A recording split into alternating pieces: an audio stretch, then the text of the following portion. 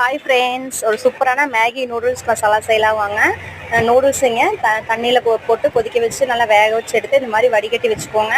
அந்த ஒரு பேன் எடுத்துக்கலாம். கொஞ்சமாக ஆயில் விட்டு நீலவாக்கில் கட் பண்ண 2 பெரிய வெங்காயம், 2 பச்சை மிளகாய் ஆட் பண்ணிக்கலாம்.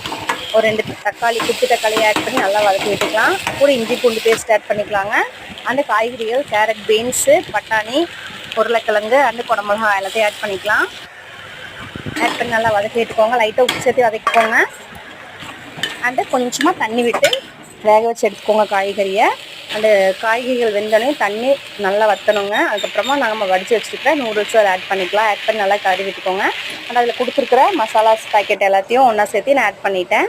உங்களுக்கு காரம் போதுன்னா ஓகே, இல்லைன்னா கொஞ்சமாக பிரியாணி மசாலா ஆட் பண்ணி மல்லித்தலை தூவி இறக்குனீங்கன்னா ஒரு சூப்பரான மேகி நூடுல்ஸ் ரெடிங்க. நீங்களும் செஞ்சு பாருங்கள். வீடியோ பிடிச்சிருந்தா சப்ஸ்கிரைப் பண்ணுங்கள் ஃப்ரெண்ட்ஸ். தேங்க்யூ.